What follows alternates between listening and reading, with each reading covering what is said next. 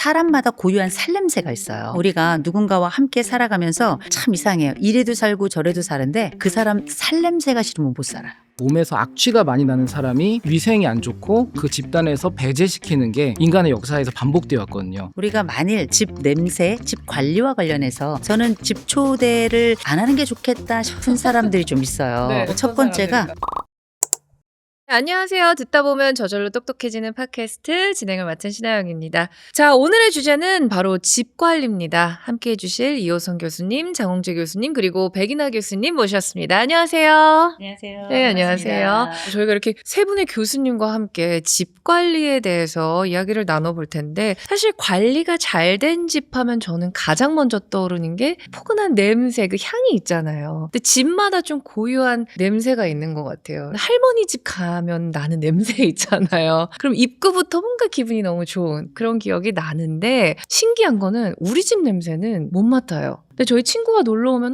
너네 집에서 무슨 냄새가 나라고 얘기해 줬던 게 기억이 나거든요. 남의 집 냄새는 잘 느껴지는데 왜 우리 집 냄새는 안 느껴질까? 이게 항상 궁금했어요, 저는. 우리가 집에 거주를 하니까 너무나도 오랜 시간을 보내서 이걸 흔히 후각 수능이라고 부르는 현상인데요. 우리 코가 생각보다 되게 민감한 편인데 또 쉽게 피로해지기도 합니다. 예를 들어서 백화점에 가면 1층에서 향수 냄새가 강하게 느껴지지만 한 바퀴만 돌아도 아무 냄새도 안 느껴지는 것처럼 그런 걸 다 잡음으로 생각하고 지워나가기 시작하니까 그 집에 생활하는 우리 입장에서는 어차피 우리 집 냄새니까 이 정보는 지우자라고 생각해서 전혀 안 느껴지게 바뀔 수밖에 없죠. 비염 아닌가요?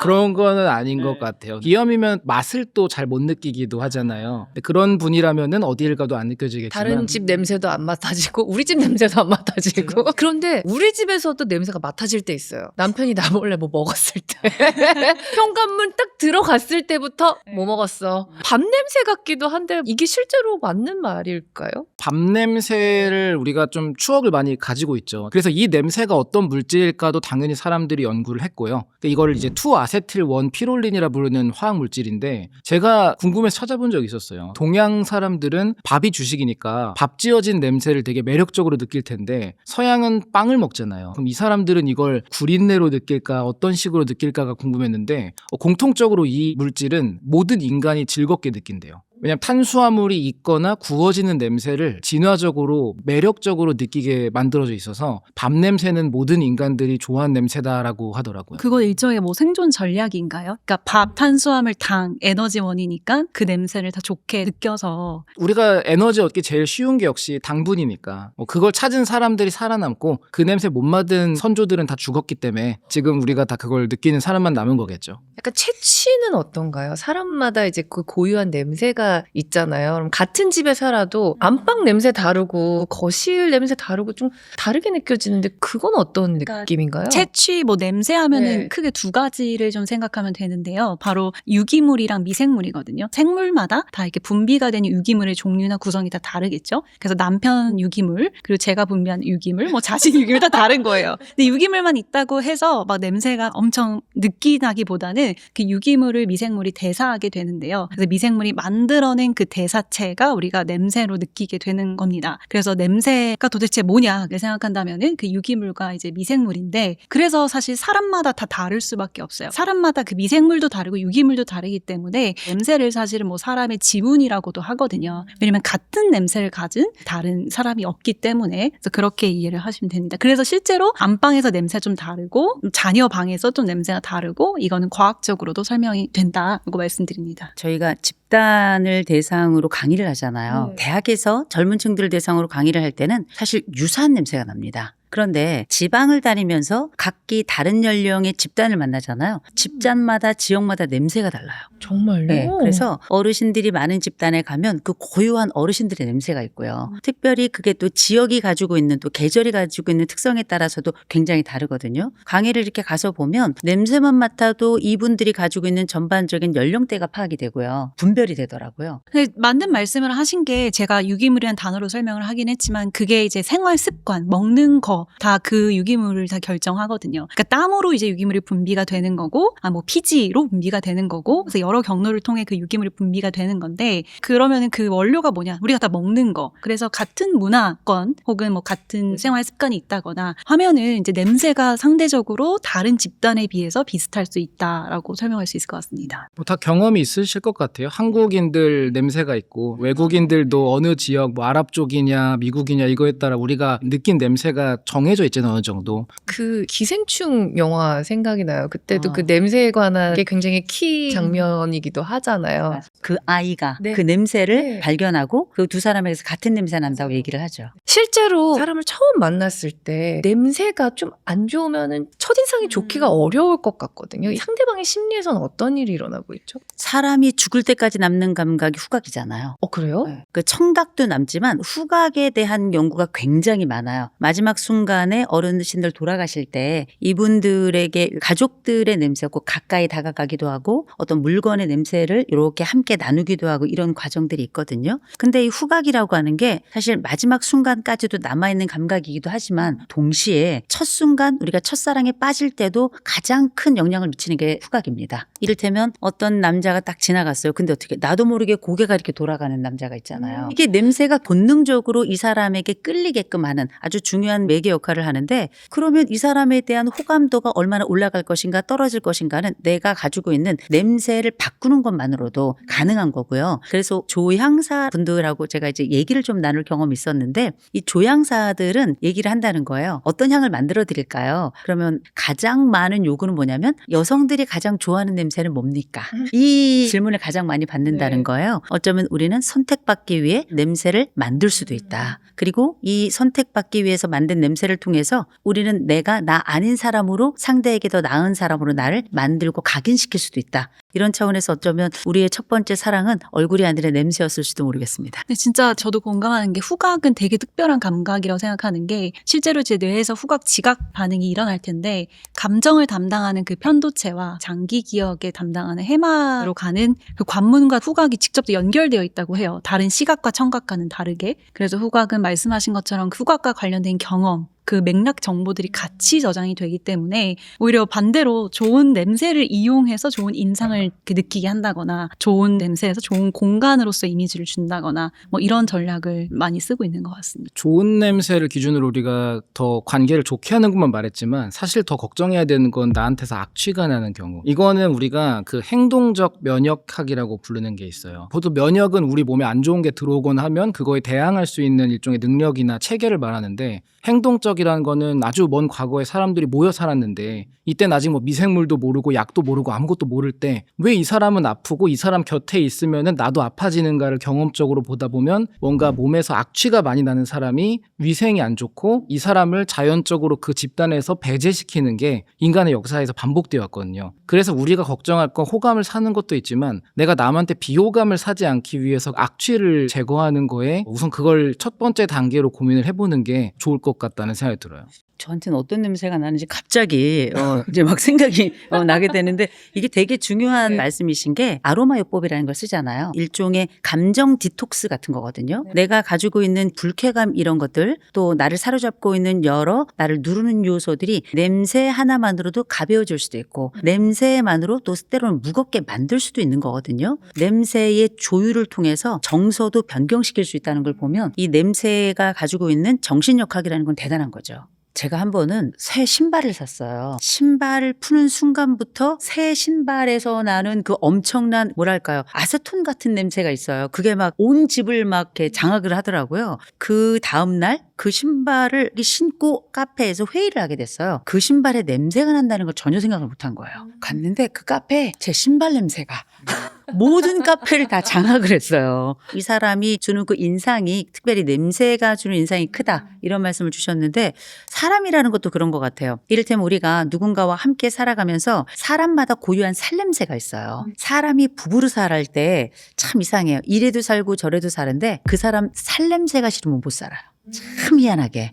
때로는 우리가 초대를 받아서 다른 사람 집에 갈 때도 있잖아요. 네. 다른 사람 집에 이렇게 가서 보면 어떤 집에 딱 가면 정말 좋은 냄새가 나고 어떤 집에 가면 아무 냄새가 안 나는 집도 있고 어떤 집에 가면 참 오랫동안 인상에 남는 좋지 않은 냄새가 날 때도 있는데 가끔 우리가 이런 집을 초대를 받아서 갔다가 이제 애프터로 차를 마실 때가 있잖아요. 그러면 모여서 뭐예요? 흉 본다.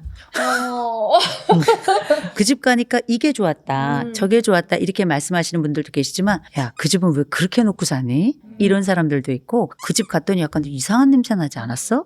이런 얘기를 하고 그래서 우리가 흔히 이제 살아가면서 인간도 서로 냄새를 통해서 서로를 발견하고 경험하기도 하지만 관계에 있어서도 초대하지 말아야 될 사람도 있고 조심해야 될 사람들도 있잖아요. 그중에 우리가 만일 집 냄새, 집 관리와 관련해서 한번 생각을 해본다면 저는 집 초대를 안 하는 게 좋겠다 싶은 사람들이 좀 있어요. 네, 어떤 첫 번째가 사람들일까요? 일단 내가 싫은 사람. 내가 내가 싫어하는 사람. 그런 사람들은 뭐 초대할 일 네. 없잖아요. 왜냐하면 그렇죠. 내가 싫어하는 사람은 그 사람도 내가 그 사람을 싫어한다는 걸 알아요. 그 관계가 좋을 리 없고 두 번째로는 반드시 뒷담하는 사람이 있어요. 이 뒷담하는 사람들은 금방 찾아내죠. 다른 사람들과 함께 있을 때 그 사람 없는 순간에 늘 그 사람 얘기를 하는 사람은 우리 집에 왔어도 내가 없는 순간에 우리 집 얘기를 할 사람이에요. 이건 너무나 자명한 일이기 때문에 뒷담하는 사람은 초대하지 않는 게 좋겠다. 세 번째로는 관계를 해치는 사람들이 있어요. 모든 모임에서 함부로 침범하고 선 넘는 사람들이 있어요.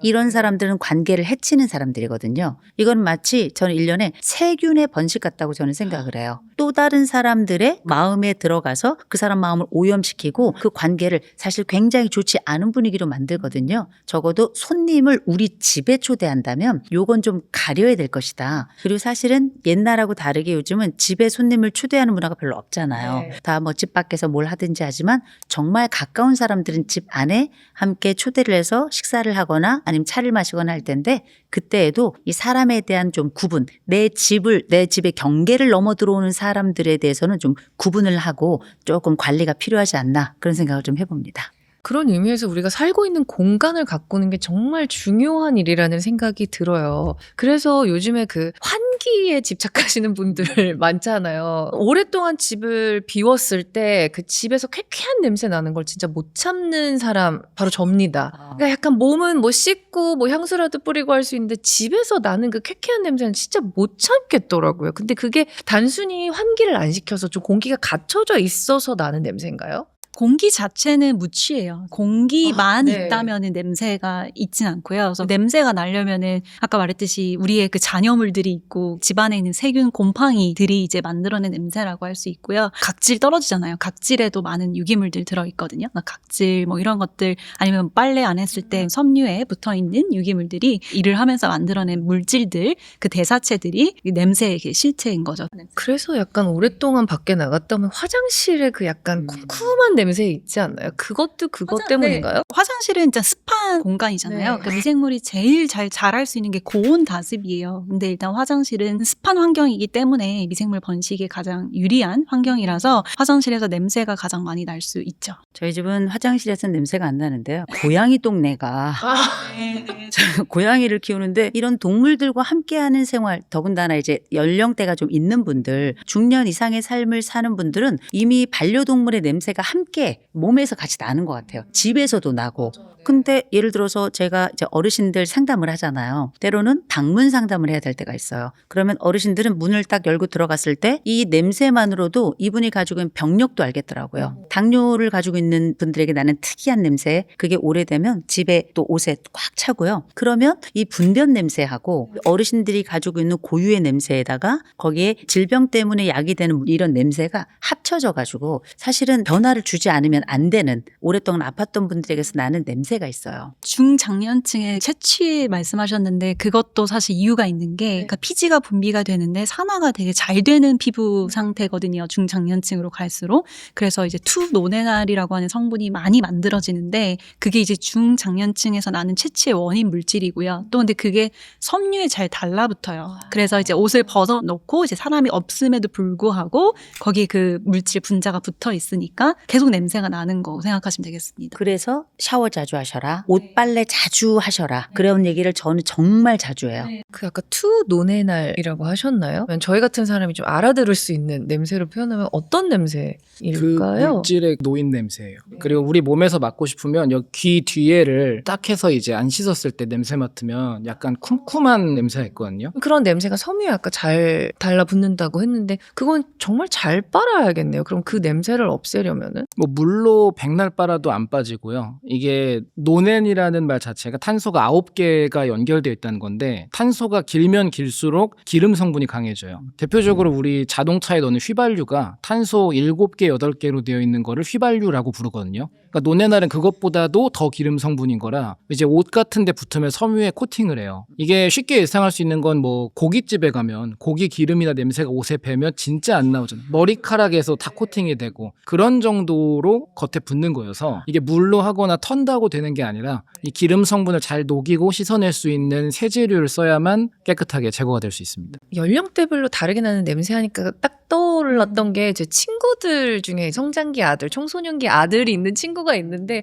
그렇게 방에 들어가고 싶지 않다 그러더라고요. 그 뭔가 그 땀 쉰내가 너무 난다고 하는데 그것도 뭔가 좀 과학적으로 설명이 가능할까요? 악취하면 또 떠오르는 게 그 수건 쉰내잖아요. 네. 방금 말씀하셨던 게 그건데 그 수건 쉰내의 원인 균 모락셀라 균이고요. 그 균이 대사로 해서 만들어낸 대사체가 있어요. 4M3H라고 하는 대사체인데요. 그 대사체가 그 쉰내의 실체입니다. 그래서 쉰내가 나는 이유는 옷이던 그 섬유 수건이던 거기에 바로 모락셀라 균이 있다라고 생각을 하면 되고요. 땀이 흘렸을 때 왜 더 쉰내가 잘 나잖아요. 그 모락셀라 균이 대사할 대사 물질이 풍부하기 때문이에요. 그래서 이 쉰내를 이제 잘 잡으려면 우리가 그 균부터 잘 세척해야 되는 전략이 필요합니다. 모락셀라라는 거가 되게 무섭게 느껴질 수 있는데 그냥 빅터 모락이라는 사람이 발견한 균이에요. 오슬로 지역에서. 그래서 뭐 우리식으로 하면은 은평구 뭐 꿀주먹 이런 느낌처럼 그냥 누가 어디서 찾았어 이런 거여서 그 균이 성장하는 애들 머리에도 나는 냄새인가요? 그쵸. 왜냐면은 그 성장하는 머리에서 많이 분비되는 게 그 사춘기 이후에는 특히 그런 안드로겐 호르몬 때문에 피지가 많이 분비되잖아요. 그러면은 이제 피지가 이제 유기물 성분으로 이제 세균이 대사할 수 있고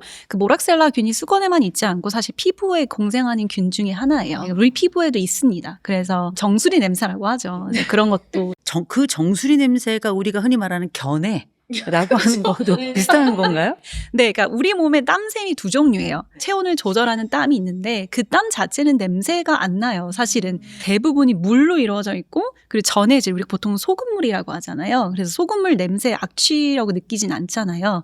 근데 이제 에포크린 땀샘이라고 이제 사춘기 이후에 이제 발달하는 땀샘인데요. 그 땀샘이 어디에 있느냐? 겨드랑이, 사타구니, 배꼽 주변, 귀 뒤 아까 말씀하셨던 그런 데 발달을 해요. 거기서 나오는 땀은 냄새가 날 수 있는 땀이에요. 물로만 이루어져 있는 게 아니라 뭐 지방이라든지 단백질이라든지 이런 유기물들이 풍부한 그런 땀이 분비가 되기 때문에 네 그리고 또 이런 데 또 세균이 번식하기 쉬운 또 접힌 곳이잖아요. 그래서 그 친구가 했던 말이 아무리 그 아들의 옷이랑 그가 썼던 수건을 빨아도 그 냄새가 없어지지 않는 것 맞아요. 같다고 네. 엄청 네. 강력한 균인가요? 사실 모락셀라 균을 제가 네. 그렇게 들어보지는 못한 것 같아요. 아, 그 모락셀라 네. 균이 왜 우리가 그 냄새에 대해서 쉽게 벗어나지 못하냐 하면은 제가 고온 다습한 환경에서 미생물이 잘 증식한다라고 말씀드렸는데요. 하지만 그 모락셀라 균은 건조에 강해요. 건조에 네, 강하다고요? 건조에 강한 균 중에 하나예요. 우리가 특히 이제 실내 건조를 하게 되면은 건조기보다 조금 낮은 그냥 실내 온도에서 수분이 이게 서서히 빠져나가잖아요. 그런 이제 환경에서도 이제 잘 견딜 수 있는 건조기에 돌리더라도 그 세균만의 또 생존 전략이 있거든요. 바이오필름을 형성을 하게 되는데요.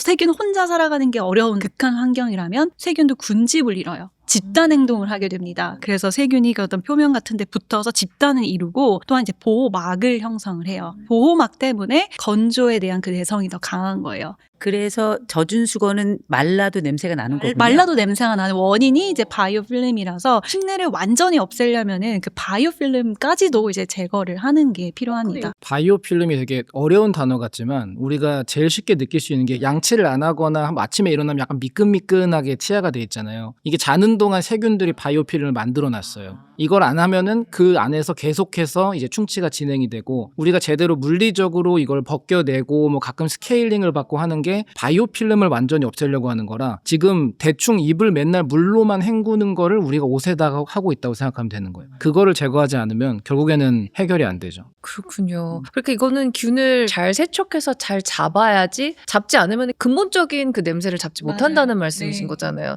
그러면은 여기서 그냥 정말 귀찮은 사람의 한 명으로서 섬유유연제 같은 거 그냥 좀 뿌리면 안 되나요? 오히려 더 악화될까요? 세균들이 뭐 이거를 먹고 뭘 할 수 있겠어 싶지만 결국에는 섬유유연제도 세균들이 얘네들을 영양 삼아서 먹고 증식하는 경우도 있어서 그것만으로는 해결이 상당히 어렵고요. 근데 우리가 전통적인 방식으로 옷의 악취를 빼는 게 보통 세 가지가 있죠. 하나가 이제 삶는 거, 두 번째가 과탄산소다 같은 굉장히 강한 세제를 넣는 거고, 세 번째가 막 식초 같은 걸 좀 넣는 거. 근데 이 세 가지 작용이 전부 다 사실은 바이오필름을 없애기 위해서 경험적으로 만들어진 거고요. 근데 결국에 그 방식이 아니면 냄새로 뒤덮는다 해서 얘네가 사라지는 일은 없어요. 사실 저희가 이제 냄새 이야기하면서 모락셀라균에 대해서 이야기를 했는데 아예 그냥 모락셀라 굉장히 큰 글씨로 나와 있습니다. 작정을 한 것 같아요. 이게 일반 세제랑은 그럼 좀 다른 건가요? 그러니까 제가 신내던 섬유, 옷, 뭐 수건 이런 데서 나는 냄새 원인균이 바로 모락셀라균이라고 했잖아요. 그 원인균 자체를 잘 세척하는 것이 굉장히 중요한데요. 그래서 모락셀라균 자체를 잡겠다라고 나온 좀 특별한 세제라고 생각하시면 돼요. 그래서 그 모락셀라균을 세척하고 모락셀라균이 만들어내는 그 휘발성 악취 물질 4M3H 물질까지도 이제 제거를 하고요. 그 다음에 이제 이 세제를 사용을 해서 여러 번 세척을 하다 보면 바이오필름까지 없어짐으로써 이제 원인균을 아예 그 세척할 수 있다라고 생각하시면 되겠습니다. 두 가지 제품이 있어요. 세제가 있고 이거는 부스터인데 냄새 제거 부스터더라고요. 이거는 또 세제랑 다른 건가요? 뭐 같이 쓸 수도 있고 따로 쓸 수도 있는데 부스터는 써 있는 것만 보셔도 냄새 제거 부스터라고 써 있어요. 그러니까 부스터는 냄새 제거 효과에 아주 특화되어 있는 제품이라고 볼 수 있는데 우리가 보통 신내나거나 이런 냄새 제거할 때 과탄산소다라는 강력한 화학 물질을 많이 사용을 하거든요. 이 부스터의 냄새 제거 효과가 과탄산소다보다 10배 더 뛰어나다라고 이제 과학적으로 증명이 되어 있고요. 그리고 가루가 날린다거나 정량이 따로 필요한 그런 불편함이 없기 때문에 아주 편리하게 쓸 수 있는 제품입니다. 궁금한 거 하나 있는데요. 이걸 이렇게 낱개를 집어넣으면 비닐 안 남아요? 안 남습니다. 얘가 녹아요? 네네네. 그래서 그냥 집어만 넣으면 돼요. 그리고 향도 굉장히 진하더라고요, 이게. 사실 보내주셔서 좀 미리 써봤는데 섬유유연제를 따로 넣지 않아도 될 정도로 향이 정말 좋고 정말 오래가요. 계속 나요. 4가지 향이 있거든요. 그래서 허브향, 코튼향, 샌달우드, 화이트 머스크. 그래서 정말 좋아하는 향을 골라서 쓰시면 또 좋다는 점 말씀드립니다. 자, 이제 우리가 집에 있으면서 사실 집이 진짜 가장 좀 편안한 공간이잖아요. 그러다 보니까 좀 저 같은 경우도 옷 같은 것도 좀 챙겨 입지 않고 버리기 직전에 티셔츠 같은 거, 버리기 직전에 바지 같은 거 그냥 집에서 입고 있거든요. 이렇게 좀 무릎 나온 바지라든지 좀 편한 옷을 입고 있으면은 나의 행동이나 자존감에도 어떤 영향이 있나요? 일단 뭐 입고 있는 게 어디예요? 아니 집에서는 자유롭게 있잖아요. 그래서 뭐 이렇게 비키니 바람으로도 있고 다 집이라는 게 그런 공간이잖아요. 그거는 큰 문제가 되지 않아요. 그런데 이제 문제는 사회생활을 할 때에는 옷이라고 하는 게 굉장히 중요한 자기의 존재를 보여주는 매체이기도 합니다. 저는 보통 이 옷을 사회적 언어라고 부르는데 내가 어떤 사람이고 싶고 나라는 사람이 어떤 사람이어야 한다라는 생각이 들 때에는 거기에 맞는 옷을 입죠. 이를테면 중요한 어떤 발표를 한다든지 아니면 중요한 자리를 간다 한다면 되게 우리가 정장이라는 걸 갖춰 입죠. 또 때로는 센스 있는 옷을 입거나 세련된 옷을 입거나 유행하는 옷을 입으면서 이 사람 참 트렌드를 아는 사람이다. 이런 인정을 받고 싶으면 거기에 맞는 옷차림을 하면 되는 거거든요. 그 사람의 옷이 그 사람의 욕망을 보여주고 그 사람의 옷이 그 사람의 존재의 일부이기도 하다. 그 얘기는 뭐냐면 때로는 우리가 나는 편한 거 좋아. 나는 뭐 아무 옷이나 입어도 상관이 없어. 뭐 내가 다른 사람 신경 쓸 게 뭐가 있어? 이렇게 생각을 하고 그냥 아무렇게나 그냥 무릎도 다 나오고 여기저기 구멍도 좀 나고 이런 옷을 입고 가게 되면 나 혼자 그 옷을 입으면 상관이 없지만 많은 사람들과 함께 있을 때 사람은 비교로서 자기를 또 보거든요. 그래서 다른 사람이 상황에 맞는 복장을 모두 다 하고 왔는데 나 혼자만 그 복장을 하지 않았다면 나라는 사람이 갖는 생각은 딱 하나입니다. 부적절감. 나는 이 장소에 어울리지 않는 옷을 입었고 조금 더 누추해진 것 같은 이런 감정을 가지고 그 자리에서 어깨 펴고 자유롭게 이야기하기 조금 어렵겠죠. 근데 그 얘기는 뭐냐면 옷이라고 하는 게 나를 보여주고 나의 자존감에도 영향을 미친다는 거죠. 그래서 여러분 한번 생각해 보세요. 우리가 어떤 날은 거울을 딱 보면 내가 완전 이쁜 것 같아. 제정신이 아닌 거죠. 그러나 때로는 똑같은 내가 거울 앞에 섰지만 후줄근하게 입거나 혹은 여기저기 구멍이 나거나 아니면 너무 낡은 옷을 입었을 때와 나에게 잘 맞고 아주 세련된 복장에 헤어스타일을 하고 딱 서면 한껏 내가 다른 사람처럼 느껴지고 어깨가 펴지는 경험을 하게 되는데 이게 흔히 옛날 어르신들이 말하는 옷이 날개다. 옷이라고 하는 게 그렇다고 이 사람을 정말 날게 하겠어요? 그렇진 않지만 마음을 날게 할 수 있는 거죠. 자존을 날게 하고 이 자존의 가장 좋은 방법 중에 하나가 옷인 거죠. 네. 저는 조금 무서웠던 게 아까 그 모락셀라균이 섬유에 굉장히 잘 붙어 있는다고 말씀을 하셨잖아요. 근데 그렇다면 사실 집 밖을 나갔을 때도 이 옷에 남아있는 약간의 그 쉰내가 다른 사람한테도 전해질 수 있다는 거잖아요. 근데 빨래는 왜 이렇게 하기가 귀찮은 걸까요? 내가 직접 하는 건 아닌데 진짜 너무 귀찮아요. 무슨 심리죠 이거는? 그래서 요새 세탁업이 잘 됩니다. 그래도 세탁이 옛날에 비해서는 일단 어려운 게 과거보다 훨씬 더 많은 양의 빨래를 내놓습니다. 옛날에 우리는 저 어렸을 라떼는 말이야. 굉장히 오랫동안 일주일 내내도 옷을 입었었어요. 그냥 그렇게 살아가던 시절이 있었다면 지금은 한 개인이 옷을 갈아입는 개수도 많고요. 횟수도 많습니다. 그렇다 보니까 실질적인 빨래 양이 많기도 하고요. 두 번째는 내가 빨래를 넣어서 버튼만 누르면 된다고 생각하지만 이게 다 돌아가고 나서 이걸 꺼내서 저희 집은 심지어 세탁하는 거하고 건조기가 분리돼 있어요. 그러면 아래에 있는 놈을 위로 끌어올려야 돼요. 그렇게 한 다음에도 그냥 빨래가 끝나는 게 아니죠. 구겨져 있어요. 구겨져 있으면 어떤 것들은 분리해서 안 구겨지게 따로 널어야 되고 어떤 거는 다시 다림질을 해야 되고 이런 모든 과정이 뭐냐면 노동이에요. 그리고 굉장히 복합적인 노동입니다. 그리고 요새 뭐 세탁기 건조기들은 다 먼지도 다 제거를 그때그때 해줘야 되기 때문에 사실상 우리가 생각하는 세탁이 과거보다 훨씬 더 편안해졌지만 그럼에도 불구하고 세탁이 주는 첫 번째 반복적인 노동, 두 번째 복잡한 복합 노동, 그리고 세 번째 다 말린 다음에 개서 넣어야 되는 것까지 하는 완결성까지 가져가야 되는 여러 단계의 노동이 사실 쉬운 노동은 아닙니다. 그것도 있는 것 같아요. 빨래가 뭐 10분, 15분 만에 끝나는 게 아니잖아요. 빨래를 시작해 놓고 나서 뭐 다른 일을 하다거나 쉬다 보면 빨래가 끝나 있어요. 다시 빨래를 꺼내서 건조기에 넣겠다는 마음이 들지 않아요. 그때는 빨래하고 쉬고 있는데 갑자기 끝났다고 하면 더 귀찮은 것 같아요. 그런 심리는 뭔가요? 띵띵띵띵띵띵 이 노래가 나와요. 저희도 그 노래가 나요. 같은 스타킹인가 봐요. 저도 그 노래 안 좋아해요. 저도 안 좋아해요. 저는 못 들은 척해요.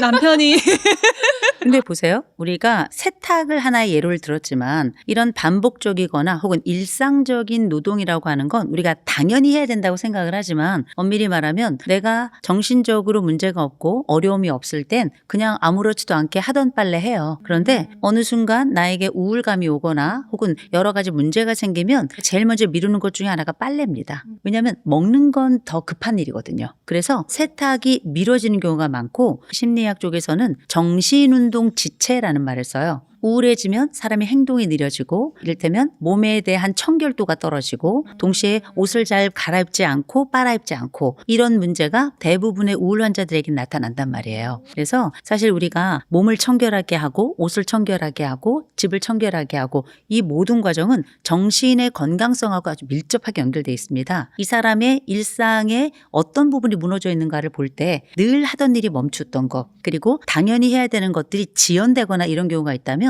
이 사람이 가지고 있는 정신적 혹은 정서적인 면에 있어서 타격이 있거나 문제가 있다 이렇게 판단할 여지가 좀 있죠. 맞아요. 그래서 실제로 막 극심한 우울증에 시달리는 분들 집 가보면 냄새가 유독 악취가 더 심하다고 하잖아요. 그래서 홀더 있잖아요. 막 버리지 못하고 다 이렇게 호드하는 사람. 그것도 일종의 약간 정신적인 질환으로 보지 않나요, 교수님? 그렇죠. 우리가 흔히 저장강박이라고 하는 호더라고 보통 부르는데 이 저장강박이라고 하는 건 사실은 굉장히 안타까운 일이에요. 모든 것들을 이 안쪽으로 채워넣지 않으면 견디지 못하는 이런 저장강박을 가지고 있는 분들을 상담을 해보면 아주 놀라울 정도로 공통점이 있습니다. 상실 경험이 있어요. 잃어버린 경험이 있는 경우 이 잃어버린 것에 대한 빈자리가 건강하게 회복되면서 채워지면서 우리 일상이 다시 돌아가는 건데 이 저장강박을 가지고 있는 분들은 10중 8구 이를테면 아이들을 결혼시킨 이후에 발생하는 경우 사별이 발생한 다음에 발생하는 경우에 따라서는 반려동물의 사별도 들어갈 수 있어요. 이런 이 사람 생애 사건에 있어서는 중요한 상실 경험이 있었던 경우에는 이 상실을 무엇으로든지 계속 채워야 되는 겁니다. 그런데 그게 원래는 사람을 통해서 사랑을 통해서 채워져야 되는 건데 이 부분이 충분할 만큼 채워지지 않으니까 이걸 상징적인 물건을 통해서 채워가는 과정이거든요. 그래서 되게 이런 저장 강박을 가지고 있는 분들은 단순히 저장해 모아 이런 정도로 끝나는 게 아니고요. 어떻게 보면 마음의 공백이자 마음의 오염이라고 보셔야 될 것 같고요. 이 마음의 오염이 이 환경의 오염까지 함께 가져가는 거고 그래서 이게 외부를 아무리 청소한다 하더라도 마치 안쪽에 있는 검은 물이 밖으로 이렇게 배어나오듯이 반복적으로 계속 배어나오기 때문에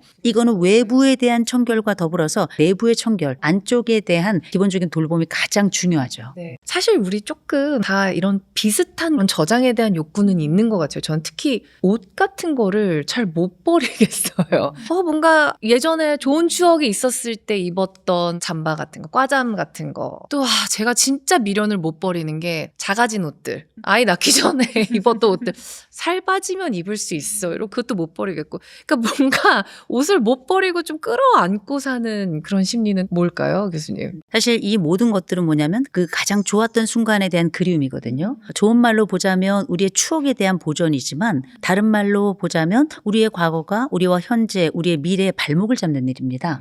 그래서 내가 지금 입을 수 있는 그 옷을 내 과거의 옷 때문에 사실 자리를 못 잡게 하는 것이고 내가 앞으로 쓸만한 그 시공간을 내 과거의 공간 때문에 가져가다 쓸 수 없는 꽉 차 있는 과거가 나의 열려있는 미래를 붙잡고 있는 상황이라서 어떻게 보면 참 안타까운 일인데 그럴 때마다 뭘 하셔야 되냐면 많이 정리를 하시잖아요. 네. 이사를 가시면 좋아요.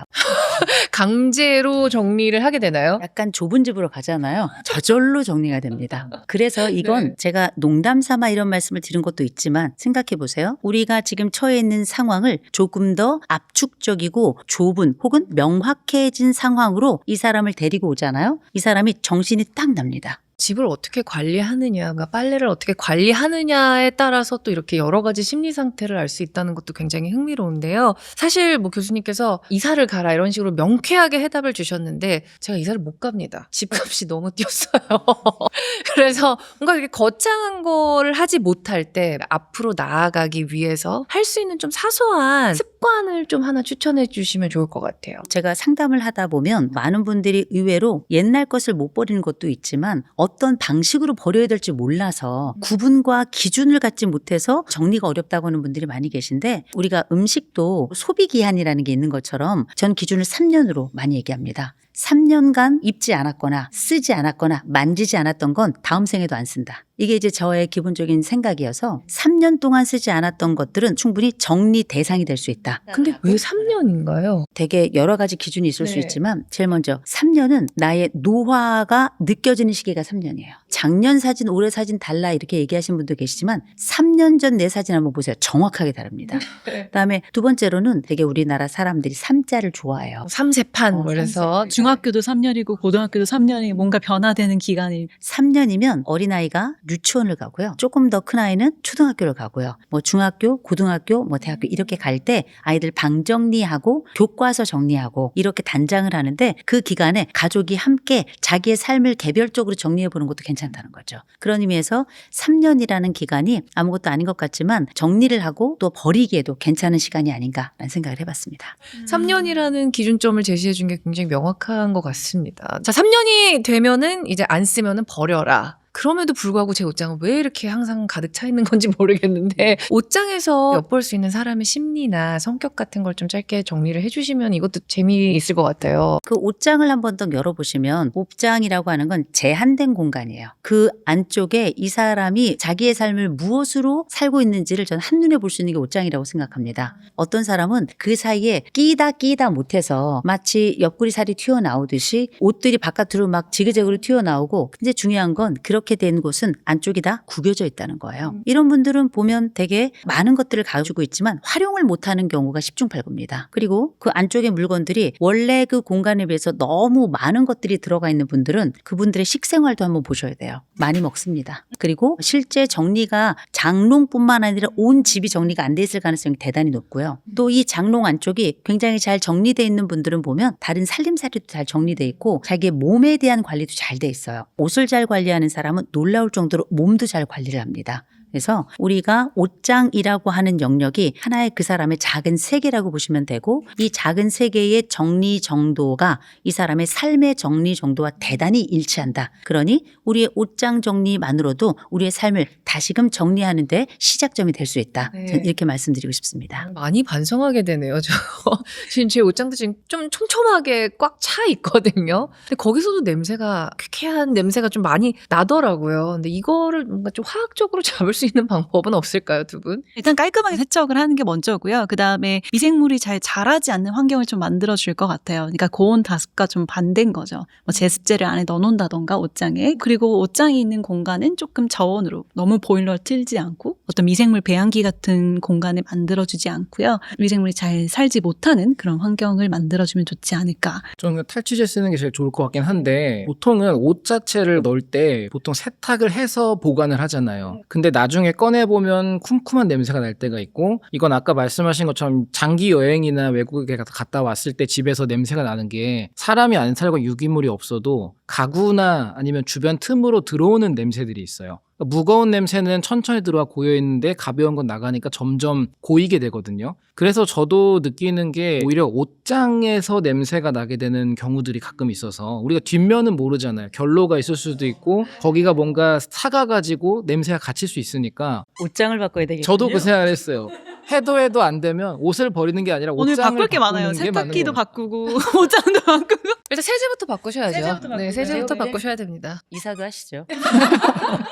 할 게 많습니다. 네, 그렇습니다. 자, 오늘 이렇게 세 분 모시고 집 관리에 대한 이야기를 나눠봤는데요. 이야기를 나누면서 좀 뜨끔한 순간들이 많았습니다. 여러분도 많이 버리시고 잘 세탁하시고 몸도 마음도 그리고 집안 공기까지 향기로운 하루 보내시길 바랍니다. 감사합니다.